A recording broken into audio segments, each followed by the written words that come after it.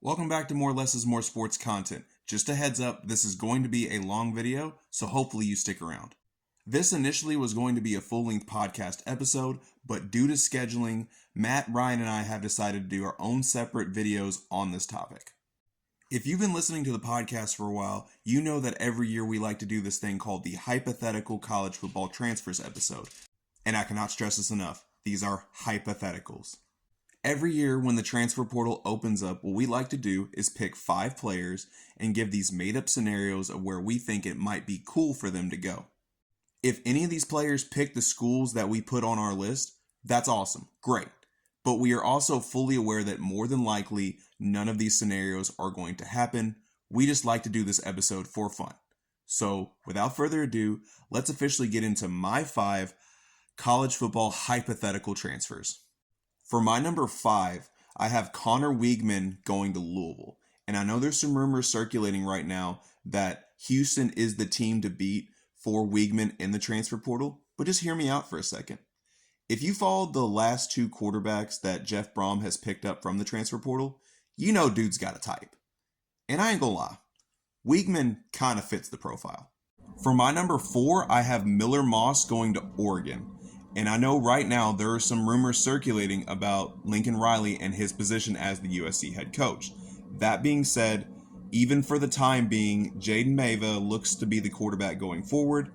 And with Oregon losing Dylan Gabriel, who is finally out of eligibility, because it seems like dude's just been in college for like 10 years now, Ducks are going to be looking for a quarterback.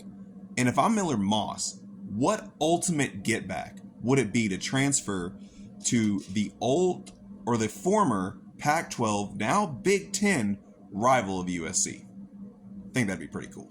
For my number 3, I have KC Concepcion going to Duke. For the time being, next year's receiving core for Duke looks kind of depleted from a year ago. As for the quarterback situation, Malik Murphy enters the portal, Darren Menza comes in from Tulane from the portal, and you're going to need to get this dude some weapons. And what better weapon to give him than an already good wide receiver in KC Concepcion, but also a guy who's from in-state, from Charlotte, North Carolina. For my number 2, I have both Micah Hudson and Jonte Cook going to Colorado. Look, Travis Hunter's already let us know that he's going pro. Some of the other key receivers are out of eligibility, and we already know Coach Prime's kind of portal happy as it is. So I think Coach Prime is going to try and go after 2 former big-time wide receiver prospects to fill that void.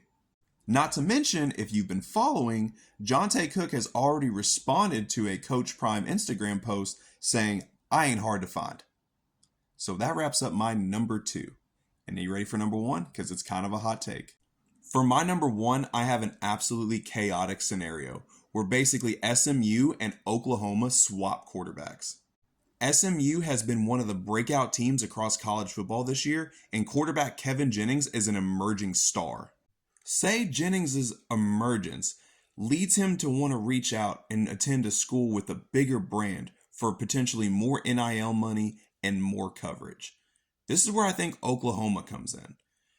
Oklahoma has a lot of question marks at the quarterback position. However, we have seen how good they can look when they actually have a competent quarterback at the helm.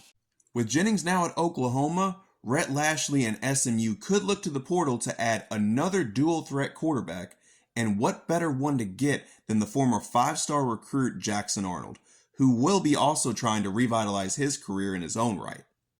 But let me know what you think in the comments, drop some of your creative hypothetical college football transfers, and as always, like and subscribe to Less is More Sports.